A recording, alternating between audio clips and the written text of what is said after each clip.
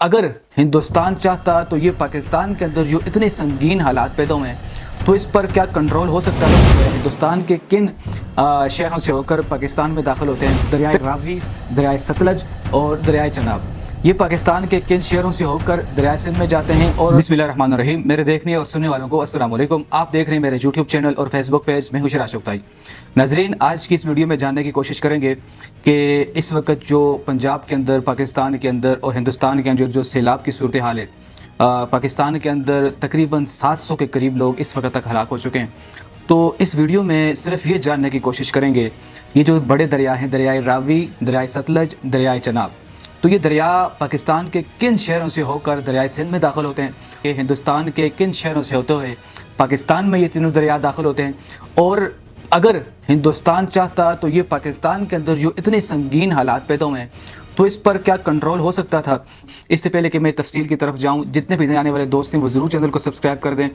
ناظرین، اس وقت دیکھیں پاکستان کے اندر یا انڈیا کے اندر جو جتنے یوٹیوبر ہیں وہ دو باتیں بتانے کے لیے کم سے کم 25 سے 20 منٹ آپ کے لے لیتے ہیں۔ بتانی صرف انہوں نے دو باتیں ہوتی ہیں، تو میں کوشش کرتا ہوں کہ اب ایسی ویڈیو بناؤں جس میں صرف اور صرف پوائنٹ آپ کو سمجھ میں آ جائیں۔ پاکستان کے اندر تین بڑے دریا، دریائے راوی، دریائے ستلج اور دریائے چناب، یہ پاکستان کے کن شہروں سے ہو کر دریائے سندھ میں جاتے ہیں اور ہندوستان کے کن شہروں سے ہو کر پاکستان میں داخل ہوتے ہیں؟ پہلے آپ ذرا یہ جو راجیش شرما صاحب ہیں ان کی باتیں سنیں، اس کے بعد پھر آپ کو احسن اقبال صاحب کا انٹرویو دکھاتا ہوں۔ اس میں پانی بڑھے گا اور جب چھوڑنا ہے تو نیچے والے علاقوں میں پرابلمز آتی ہیں، لوگوں کو بھی آگاہ کیا گیا تھا، ایویکویشن بھی اکارڈنگلی کی گئی۔ یہ راجیش شرما صاحب ہیں، ڈپٹی کمشنر بھارت کے اندر ہیں، انہوں نے یہ بیان دیا کہ عوام کو ہم نے پہلے سے بتا دیا تھا۔ اب یہاں سے احسن اقبال صاحب کی آپ کو ویڈیو دکھاتا ہوں، اس میں وہ کہہ رہے ہیں کہ اگر بھارت ہمیں پہلے سے اطلاع دے دیتا یا پھر آہستہ آہستہ کر کے پانی چھوڑتا تو شاید ہمارا اتنا نقصان نہ ہوتا۔ یہ احسن اقبال صاحب کو ذرا سنیں۔ ہندوستان نے پانی کے مسئلے پہ جو ویپنائزیشن کی ہے پہ ہم ایک دوسرے سے کوآرڈینیشن کر سکتے ہیں انڈس واٹر ٹریٹی کے فریم ورک میں، تو اس نقصان کا بہت حد تک کمی ہو۔ ناظرین، بھارت اور ہندوستان کی لڑائی آپ کو پتہ ہے کئی دہائیوں سے جاری ہے، تو اگر ایسے مسائل پر جس میں انسانی جانوں کا مسئلہ ہو، جس پر مل بیٹھ کر کوئی بات کی جائے تو میرے خیال سے نقصان سے بچا جا سکتا ہے۔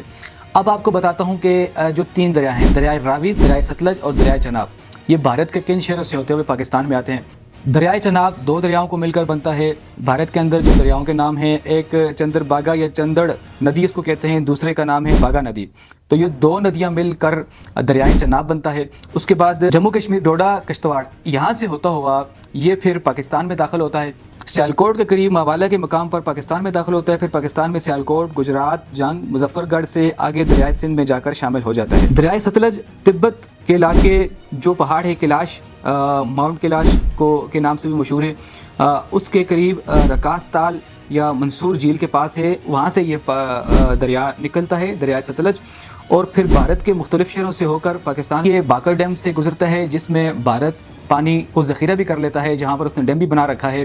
تو ڈیم سے پہلے جو پانی ذخیرہ ہوتا ہے، جب ڈیم کا پانی سطح ہموار سے اوپر ہو جائے یا پھر ہونے کے قریب ہو تو پہلے سے اطلاع دی جا سکتی ہے، جس طریقے سے احسن اقبال صاحب نے کہا کہ اگر بھارت پہلے سے ہمیں آگاہ کر دے تو شاید اتنا نقصان ہمارا نہ ہوتا۔ پھر یہ پاکستان کے جو قصور شہر ہے یہاں پر داخل ہوتا ہے، یہاں سے آگے پھر پاکستان کے مشہور شہر ہیں باول نگر، وہاڑی، لودھرا، اور پھر یہاں سے ہوتا ہوا دریائے چناب میں شامل ہو جاتا ہے۔ یہ جو دریائے ستلج ہے یہ بھی دریائے چناب میں شامل ہوتا ہے۔ ابھی جو آگے دریائے راوی کی آپ کو تفصیل بتاتا ہوں وہ بھی دریائے چناب میں شامل ہو جاتا ہے۔ پھر دریائے راوی ہماچل پردیش کا جو ضلع ہے، ضلع کنگرا میں روہتنگ پاس کے قریب سے یہ نکلتا ہے، پھر ہماچل پردیش، پنجاب سے پھر گزرتا ہوا پھر پاکستان میں داخل ہوتا ہے، نروال کے قریب گنڈا سنگھ والا کے مقام سے لاہور کے جنوب میں پاکستان میں داخل ہوتا ہے۔ اس کے جو شہر ہیں یہاں لاہور سے گزرتا ہے، اور شیخو پورہ اکاڑا کے قریب سے بہتا ہوا یہ بھی جا کے دریائے چناب میں داخل ہو جاتا ہے۔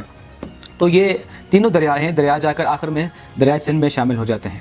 تو ناظرین، اب تک کے لیے اتنی ہی اپڈیٹ میرے پاس تھی، پھر ملتے ہیں نئی ویڈیو میں۔ اللہ حافظ۔